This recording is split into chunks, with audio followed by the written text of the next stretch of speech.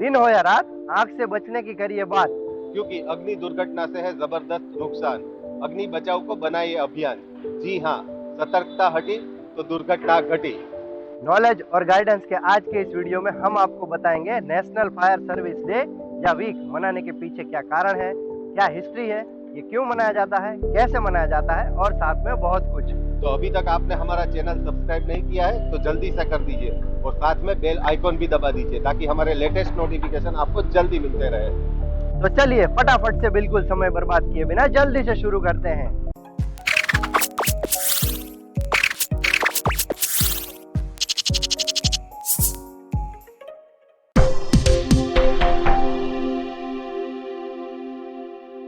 ये बात है उस वक्त की जब 1939 से लेकर 1945 तक पूरी दुनिया में वर्ल्ड वॉर 2 की दहशत फैली हुई थी और भारत में अंग्रेज राज हुआ करता था। इसी समय दौरान ब्रिटिश गवर्नमेंट का कनाडा में बना हुआ एसएस फोर्ट स्टिकाइन नाम के जहाज को अमेरिका के वॉर शिपिंग एडमिनिस्ट्रेशन के द्वारा अमेरिका के मिनिस्ट्री ऑफ वॉर ट्रांसपोर्ट में शामिल किया गया था।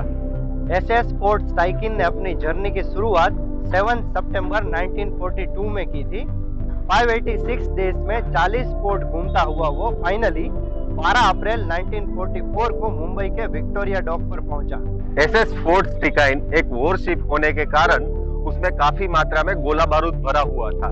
एसएस फोर्ट स्टिकाइन 9 अप्रैल 1944 को कराची बंदर से निकलकर मुंबई के विक्टोरिया डॉक पर 12 अप्रैल को आ पहुंचा था। एसएस फोर्ट स्टिकाइन जब कराची बंदर से निकला तो वेट के सही संतुलन के लिए उसमें 8000 टन से भी ज्यादा कॉटन बेल्स, 1000 से ज्यादा लुब्रिकेंट ऑयल के बैरल, फर्टिलाइजर और टर्पेंटाइन को डंप किया गया था। हालांकि एसएस फोर्ट स्टाइकिन के कप्तान ने शिप में क्लास ए एक्सप्लोजिव प्रोडक्ट होने के कारण ये सब सामान रखने के लिए मना कर दिया, लेकिन उनकी बात को नजरअंदाज करके टाल दिया गया। स्टिकाइन ने मुंबई डॉक पर पहुंचकर 2 गलतियां की। पहली गलती, वर्ल्ड वॉर के चलते दूसरे देश का कोई वॉरशिप या एयरप्लेन रेड फ्लैग ना देख ले, इसी वजह से रेड फ्लैग को डिस्प्ले नहीं किया, जो कि क्लास ए प्रोडक्ट के लिए डिस्प्ले करना बहुत ही जरूरी था। दूसरी गलती, अनलोडिंग प्रायोरिटीज का पालन ना करना। तकरीबन 48 घंटे तक शिप में एक्सप्लोजिव प्रोडक्ट का अनलोडिंग नहीं हुआ और जब अनलोडिंग स्टार्ट हुआ तो पहले एक्सप्लोजिव प्रोडक्ट का अनलोडिंग नहीं हुआ। और 13 अप्रैल मिडनाइट को क्लास ए एक्सप्लोजिव मटेरियल को प्रायोरिटी न देते हुए पहले फर्टिलाइजर और लुब्रिकेंट प्रोडक्ट का अनलोडिंग शुरू किया गया, जो कि गलत था।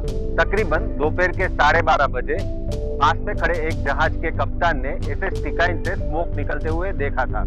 ये स्मोक को स्टिकाइन में काम कर रहे वर्करों ने भी महसूस किया था। ठीक इसी वक्त एक्सप्लोजिव प्रोडक्ट की अनलोडिंग एक्टिविटी भी चालू हुई थी और शिप के इंजन रूम में मेंटेनेंस के लिए हॉट वर्क चालू किया था, जो कि नहीं करना चाहिए था। यहाँ पर सेफ्टी को बाईपास करके हॉट वर्क को चालू रखा गया था। दोपहर को 12:30 बजे नजरअंदाज किया हुआ धुआं जब लोगों के ध्यान में आया तो 1:45 बजे फाइनली लोगों ने फायर फाइटिंग को स्टार्ट किया। जहाज के कप्तान ने लीड लेते हुए अपने कर्मचारियों को लोग के फायर डिपार्टमेंट को इंफॉर्मेशन देने के लिए आदेश दिया, लेकिन लैंडलाइन टेलीफोन से संपर्क ना हो पाया।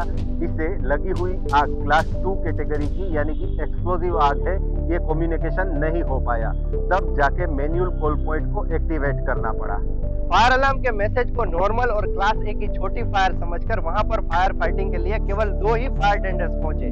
वहां जाकर उन लोगों को पता चला कि ये एक्सप्लोजिव कैटेगरी की बड़ी फायर थी, जिसको फायर फाइटिंग के लिए ज्यादा फायरमैन और ज्यादा टेंडर्स की जरूरत थी।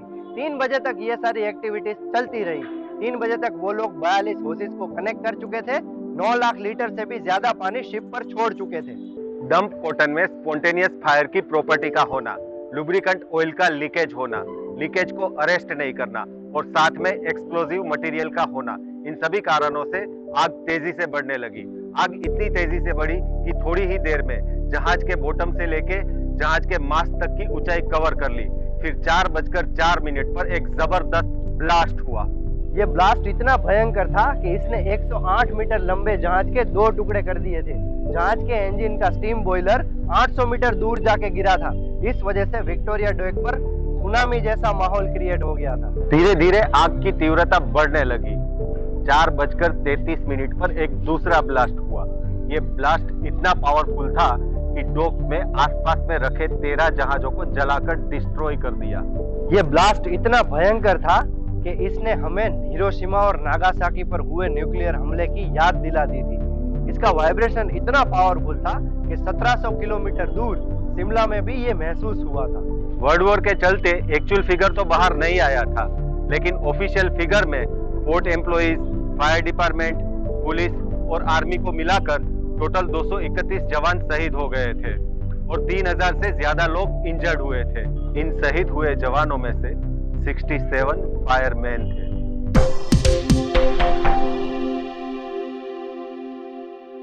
इस दुख भरी घटना में शहीद हुए फायरमैन को श्रद्धांजलि देने के लिए 14 अप्रैल के इस दिन को हम फायर सर्विस डे के स्वरूप में ऑब्जर्व करते हैं। और अब ये एक दिन ना होकर पूरा वीक ऑब्जर्व होता है ताकि ज्यादा से ज्यादा लोगों के बीच में फायर सेफ्टी की जागरूकता को फैलाया जाए। चलिए अब जानते हैं फायर सर्विस वीक यानी अग्निशमन सेवा सप्ताह कैसे ऑब्जर्व किया जाता है, इसकी क्या गाइडलाइन होती है और ये गाइडलाइन को कौन जारी करता है।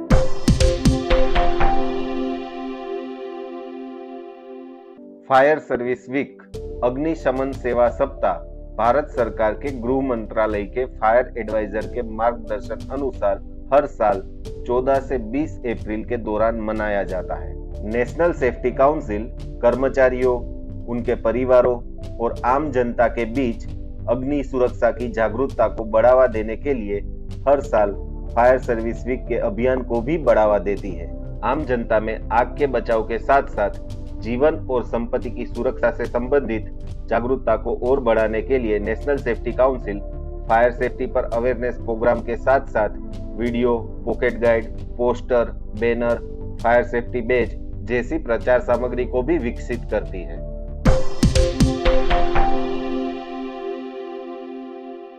साल 2022 में फायर सर्विस डे की थीम है learn fire safety, increase productivity. अग्नि सुरक्षा सीखें, उत्पादकता बढ़ाएं। चलिए अब फायर सेफ्टी की जागरूकता को बढ़ाने के लिए इंडस्ट्रीज और कम्युनिटीज में क्या क्या एक्टिविटीज होती है उस पर भी एक नजर डाल लेते हैं।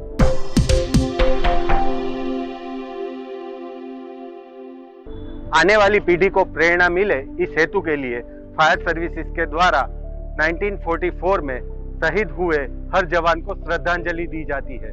शहीद जिस स्कूल में पढ़े हैं उस स्कूल में फंक्शन रखा जाता है और फंक्शन में शहीदों के फैमिली मेंबर्स को भी बुलाया जाता है। 14 अप्रैल को हर एक स्टेट और यूनियन टेरिटरी के फायर हेडक्वार्टर के शहीद स्तंभ पर पुष्पांजलि अर्पित की जाती है और परेड कर कर शहीदों के प्रति श्रद्धांजलि अर्पित की जाती है। इंडस्ट्रीज में सभी एम्प्लॉयर्स एम्प्लॉइज को फायर सेफ्टी के लिए संदेश देते हैं। सभी एम्प्लॉइज में पॉकेट सेफ्टी इंस्ट्रक्शन गाइड और सेफ्टी बैज जैसी जागरूकता बढ़ाने वाली चीजों को डिस्ट्रीब्यूट किया जाता है। फायर डिपार्टमेंट की ओर से आम जनता को और सभी कर्मचारियों को फर्स्ट एड फायर फाइटिंग का डेमोन्स्ट्रेशन दिखाया जाता है। सभी एम्प्लॉइज में अवेयरनेस बढ़ाने के लिए first aid fire fighting training program रखे जाते हैं। इंडस्ट्रीज में अलग अलग लोकेशन पर फायर सेफ्टी के बैनर्स और पोस्टर्स लगाए जाते हैं। फायर सेफ्टी स्पेशलिस्ट को बुलाकर फायर फाइटिंग के लिए अलग अलग सब्जेक्ट पर लेक्चर रखे जाते हैं। फायर और इवैक्यूएशन ड्रिल का आयोजन कर प्लांट की एग्जिस्टिंग इमरजेंसी सर्विसेज को जांचा जाता है। फायर ब्रिगेड ऑफिसर को प्लांट विजिट करवाकर प्लांट ऑपरेशन से परिचित करवाया जाता है। फायर प्रिवेंशन के लिए इलेक्ट्रिकल सेफ्टी ऑडिट और हाउसकीपिंग ऑडिट रखी जाती है। रेसिडेंशियल कॉलोनी और स्कूल में फायर सेफ्टी प्रोग्राम अवेयरनेस के लिए फिल्म स्क्रीनिंग और शोज रखे जाते हैं। बच्चों और महिलाओं के लिए होम फायर सेफ्टी की जानकारी के लिए कार्यक्रम रखे जाते हैं। हर साल नेशनल फायर सर्विस डे की थीम को बेस बनाकर स्लोगन, ऐसे, पोस्टर जैसी बहुत सारी कॉम्पिटिशन्स रखी जाती है और जिसमें विजेता को प्राइज देकर प्रोत्साहित किया जाता है।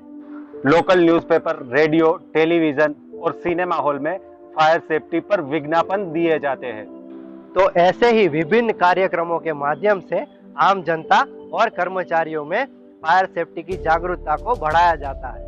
फायर सर्विस वीक ऑब्जर्वेंस की ज्यादा जानकारी के लिए आप गृह मंत्रालय के फायर सेल और नेशनल सेफ्टी काउंसिल की वेबसाइट पर जानकारी ले सकते हैं, जिसकी लिंक हमने आपको डिस्क्रिप्शन बॉक्स में दी रखी है। तो ऐसे ही इंफॉर्मेशनल वीडियोस को देखने के लिए stay tune to our channel knowledge and guidance and don't forget to press the bell icon for our latest notification. आप हमें ट्विटर, फेसबुक और इंस्टाग्राम पर भी फॉलो कर सकते हैं।